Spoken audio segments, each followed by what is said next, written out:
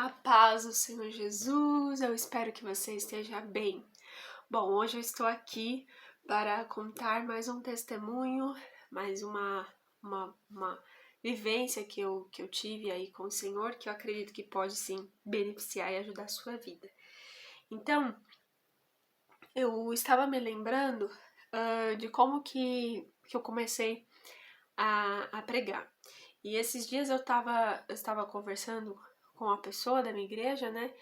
E ela contou, né, que é muito tímida, tem muita vontade de pregar, tem muita vontade mesmo de pregar, enfim, de estar inserida nesse ministério, mas ela tem muita vergonha, né? E aí ela se sente paralisada e ela tem vergonha até mesmo de falar com o cônjuge dela. E quando ela vai explicar da palavra de Deus, falar uma coisa, ela fica com vergonha até de falar com o marido dela, né? Quem dirá com as pessoas. Então aí a gente escuta testemunho de pessoas que passam mal, só de saber que vai pregar tal dia já começa a dar dor na barriga, começa a passar mal, começa a ver aquele monte de voz que você não vai conseguir, aquele monte de medo.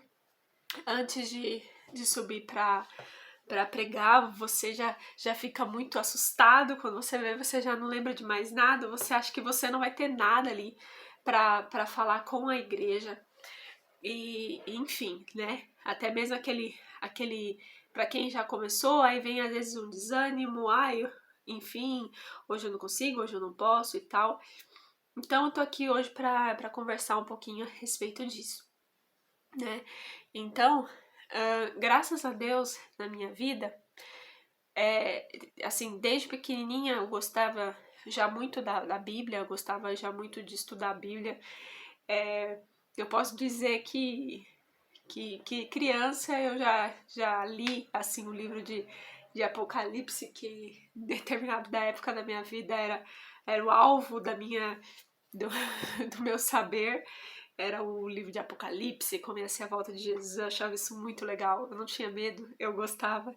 Então eu já criança mesmo, já devo ter lido umas 7, 8 vezes todo o livro de Apocalipse. Eu lembro que teve um domingo que eu li o livro de Apocalipse inteiro quando eu era criança. Então, foi assim, eu fui crescendo assim, sempre interessada mesmo na palavra de Deus e em missões, né, no pregar do evangelho, no levar essa palavra, no pregar principalmente a verdade.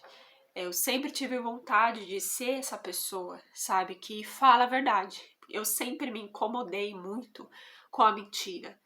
Eu sempre me incomodei muito com aquele negócio assim daquela vergonha, daquele medo das pessoas de falar a verdade.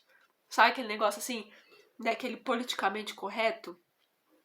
Ou daquilo ali de tipo, o pessoal fica passando a mão na cabeça, fica fingindo que não tá vendo, ou o pessoal não tem coragem de falar. Eu sempre fui aquela que falava, eu sempre tive esse desejo dentro de mim de falar a verdade, doa quem doer. Então, assim, desde sempre eu tenho isso comigo, de amar a palavra, de querer estudar a palavra, de pregar a palavra, de falar a verdade. Então, diante de quem for, como for, falar mesmo a verdade. Eu tendo propriedade no que eu tô falando, habilitação espiritual, ou seja, Deus falando que tá comigo, independente das coisas que eu ainda estou vencendo, sabe, das batalhas internas que eu ainda tenho, das fortalezas que eu ainda estou vencendo, mas eu tô naquela, estou vencendo, entendeu? Estou lutando contra, não estou aceitando, não. Então, a fala de Paulo, né, para Pedro, eu resisti na cara. Então, quando ele chega e vê que Pedro, ele estava falando com os gentios, mas quando ele vê os judeus, ele vai se retirando dos gentios, né, do lado dos gentios. Paulo, ele vê aquilo e rebate Pedro ali na hora, na cara. Então, eu acho isso, sempre achei isso muito incrível, muito maravilhoso, sempre chamou muita atenção e eu sempre gostei disso, sabe? Isso me chama, eu fico, a gente tem que ser, nós temos que ser essa pessoa que tem a propriedade e chegar e falar a verdade, entendeu? Como o Paulo, Eu resisti ali na cara de Pedro, porque o que ele fez não estava certo, e ele tinha autoridade para fazer isso. Então, essa verdade que me chama, que me impulsiona a trazer, é aquela verdade verdadeira, sabe? Autêntica, de pregar a verdade, pregar a palavra de Deus. Que tem pessoas que falam, ah, não, eu não posso pregar, eu não posso falar isso, eu não posso falar sobre o homossexualismo, eu não posso falar sobre esses assuntos porque são polêmicos, que são isso, que são aquilo, e aí vão vir pra cima de mim. Meu, se você tá andando em amor, você tá andando com Cristo, você tem testemunho, você tem vida no altar, você tá orando, você tá buscando, você tem, o mundo espiritual te conhece, você tá fazendo isso com amor, você tá indo contra o pecado, mas você não tá indo contra o pecador, você abraça o pecador, você estende a mão, você ajuda, você tá disposto, você ora, e você só simplesmente está pregando a palavra, você está expondo a verdade, você está expondo as escrituras, meu, aí você está no lugar certo, entendeu? O problema é ocultar a verdade ou enfeitar muito, passar maquiagem na Bíblia, porque ela é o que é, né, gente? Não tem como esconder. O que está na Bíblia, está na Bíblia. Então isso sempre chamou a minha atenção, eu sempre quis, sempre gostei disso, e uma das coisas e dos tipos, o perfil dos pregadores que eu gosto, que eu acompanho, que eu vejo que realmente está ali no meu hall de influência, é aqueles que falam a verdade.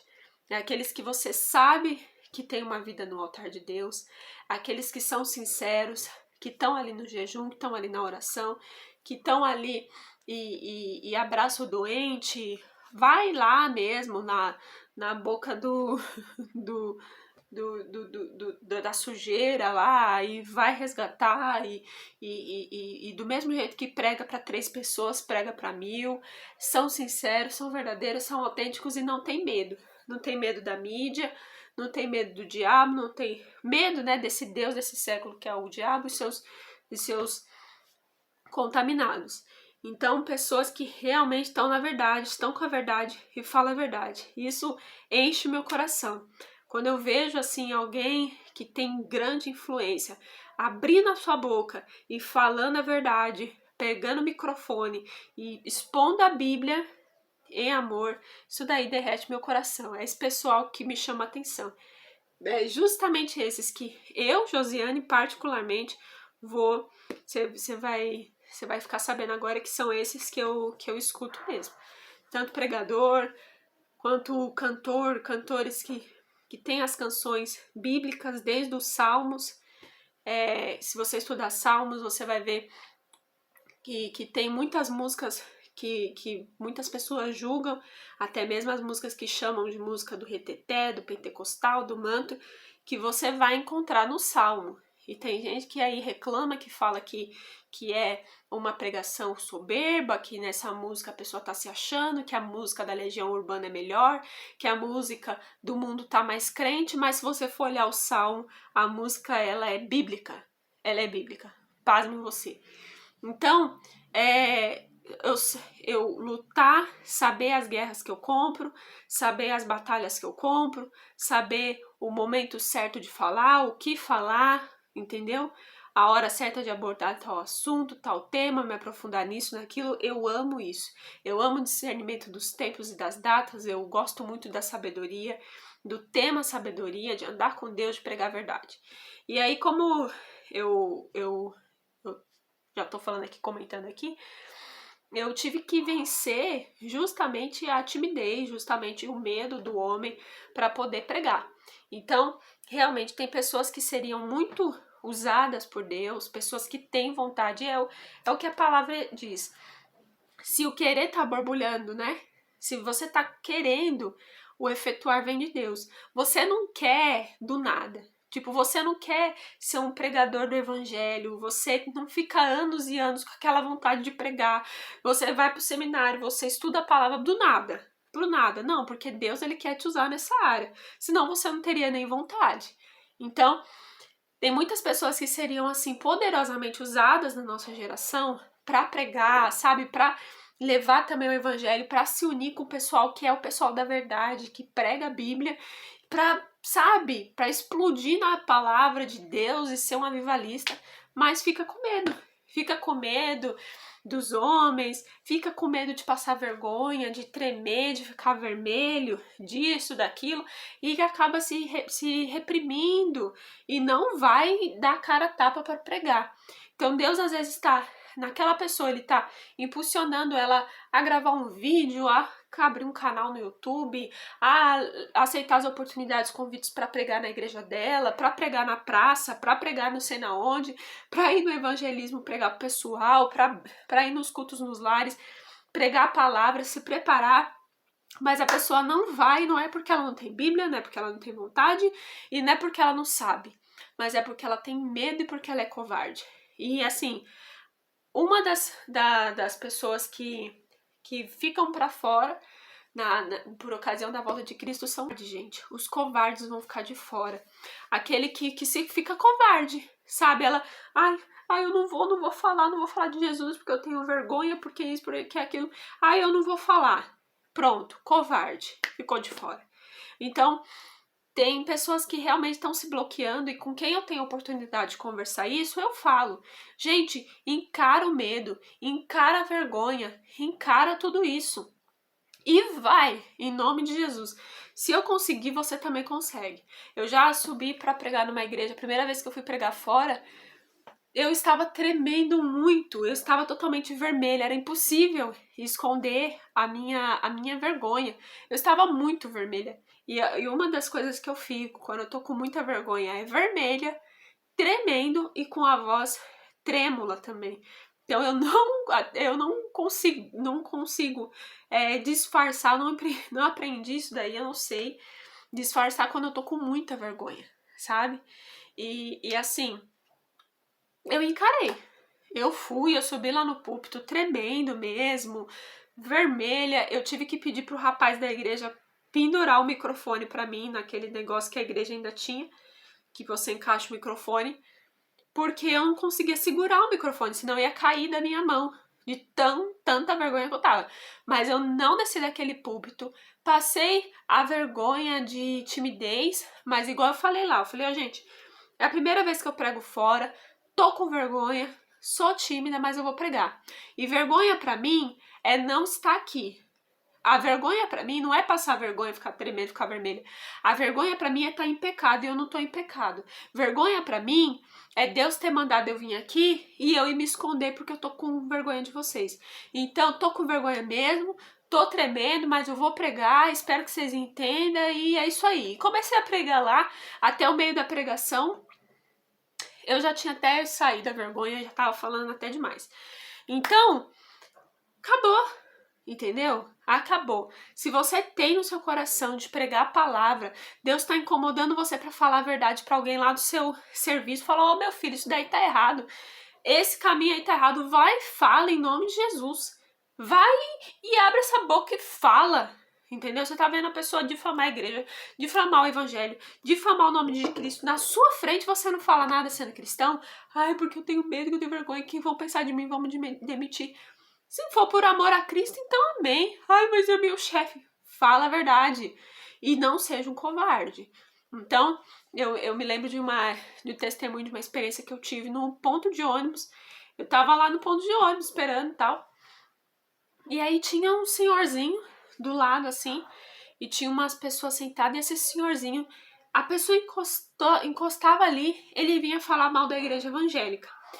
Aí ele vinha, a pessoa sentada, e ele vinha e metia o pau na igreja evangélica. Não porque a igreja evangélica só tem ladrão, porque não sei o quê, porque não sei o quê, porque não sei o quê. E ele falando, não conhecia nem ele, nem o povo que estava sentado no ponto. Mas eu sei que eu virei, eu falei, o quê? Eu sou evangélica. E eu não sou nada disso daí que o senhor tá falando, não. Eu não sou ladra, eu não sou uma vergonha, eu não sou nada disso. O senhor está generalizando. O senhor está generalizando. Não é todo evangélico que é desse jeito, não. Eu reconheço que tem evangélicos falhos, e aí ele falava que era da igreja católica, né? Mas eu falei pra ele, tem evangélicos falhos e tem pessoas na igreja católica falha também. Existe pastor que foi pego em roubo, mas existe padre que foi pego em roubo também. O que o senhor está fazendo é errado. Não é certo o senhor ficar falando mal da igreja evangélica. E aí eu fui e falei ali a verdade naquela hora. Falei mesmo, falei pra ele, falei pro povo que tava sentado, eu falei, isso daí tá errado, o senhor está generalizando, tá?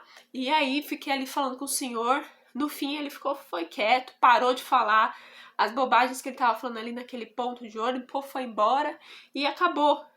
Porque às vezes a pessoa tá falando, tá difamando, e eu lembro de uma menina, né?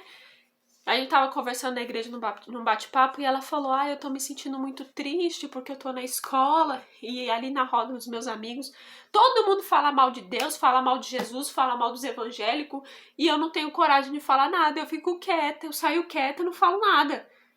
Aí eu falei assim, não, tem que falar, tá? Tem que falar. Você não pode ficar calado, porque eu sou tímido, porque eu tenho vergonha, que vão pensar de mim. Pense o que quiser. Pense o que quiser. Sabe quando que você vai, como cristão, quando que você vai ter vergonha? Quando você não tiver autoridade. Aí você vai ter vergonha. Aí você nem abre a sua boca. Primeiro você vai consertar a sua vida no altar. Porque assim, aí é muito ruim também. É muito ruim porque gera escândalo pro evangelho.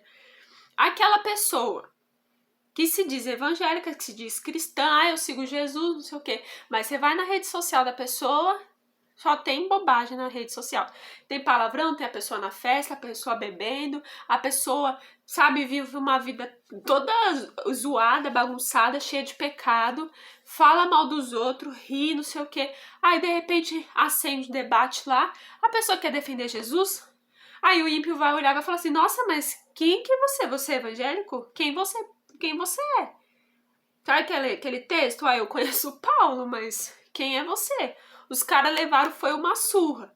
Então, se você não tá andando com Deus de verdade, então você fica com a sua boquinha fechada. É melhor nem falar nada e vai se consertar primeiro com Deus. Mas peraí, você tem uma vida no altar. Você tá andando com Deus. Você olha a sua rede social lá. Porque é importante que a gente posta. É importante. Teve uma época da minha vida que eu fiz uma limpeza na minha rede social. Sabe? Uma limpeza. Porque tinha uns filmes que eu curti, tinha programa de humor que eu tinha curtido, tinha coisa que nem eu tinha curtido que eu não sei o que acontece. Que às vezes aparece uma curtida lá em algum programa, alguma coisa que você não curtiu ou curtiu sem querer, e tava tudo lá. Pois eu tirei tudo. Eu limpei, eu fiz uma limpa. Se tiver alguma coisa, é porque eu não vi. É porque estava oculto aos meus olhos. Mas eu fiz uma limpa. Uma limpa. Nunca postei foto de biquíni, por exemplo. Mas qualquer foto que eu tava na praia mostrando um pouco demais alguma parte do meu corpo, das minhas costas, tirei também. Tá mostrando muito a minha perna. Tirei. Não tinha assim, nossa, que indecente essa foto, como eu falei pra você, nunca postei foto de biquíni na rede social, graças a Deus também. Mas tava mostrando alguma coisa demais, tinha alguma coisa que escandalizava, saí fazendo uma limpa em toda a minha rede social. Fiz uma limpa nos meus contatos, essa pessoa me faz bem, me edifica, esse grupo é uma bênção na minha vida? Não é, corta fora, sai fora. Limpa fora, não dá pra me ter amizade com essa pessoa. Vou continuar sendo educada, vou continuar sendo gentil, vou continuar pregando, vou continuar sendo luz, vou continuar sendo bênção, mas essa pessoa não acrescenta na minha vida. Sai do meu ciclo de amizade. Fiz uma limpa. Então é andar assim, certo. É andar certo. É o ímpio lá fora ver você e fala, essa menina é crente mesmo. Eu nunca vi essa menina falando palavrão. Eu não vejo essa menina falando mal de ninguém. Eu vejo essa menina indo pra igreja. Eu não vejo ela enfiada dentro de um bar bebendo. Eu não vejo essa menina ficando com um, ficando com o outro, toda rodada por aí. Eu vejo essa menina vestindo roupa decente. Eu vejo essa menina, ela não é sensual, ela não tá dando em cima dos caras. Quando eu entro na rede social dela, uma rede social direita, você vê que ela tem ali tudo direitinho, certinho, as ideias dela tá no lugar certo, você vê Deus em tudo que ela fala, no que ela faz, ou ele, né, vice-versa. Um bom testemunho. E se você olha pra sua vida e fala, Josi, eu tô andando assim, sinceramente, em nome de Jesus, então você está habilitado, cara. Anda em defesa do evangelho. Josi, mas eu tenho vergonha, eu tenho medo ainda do que vão pensar de mim. dá o primeiro passo, dá o segundo e Deus vai ajudar você. Só não se cale mais. Tem desejo de pregar? Vai e prega. Ah, eu gaguejo. Prega gaguejando. Se aperfeiçoa. Ora, busca a Deus. Mete a cara. Ah, mas eu não tenho quem me apoiasse para me empurrar para pregar. Não interessa. Vai você e Deus. Enfia a cara. Fala, Deus, me dá uma oportunidade de pregar na minha igreja. Primeira vez que o pastor falar para você, fulano, quer pregar na tal dia? Tá bom, pastor, vou. Prega. Mas não deixa mais passar o seu tempo ministerial. Se Deus está te impulsionando a pregar, a falar, vai, faça. Mas faça todo dia. Não para. Começou com uma obra missional, tá postando versículos, tá mandando versículo pro povo. Manda quando você não tá com vontade também. Quando você tá cansado, quando você tá com o dia cheio. Manda, faz, enxerta a palavra no coração, na vida do povo. E com certeza você já é e será uma grande bênção. Espero que fique com Deus e até mais.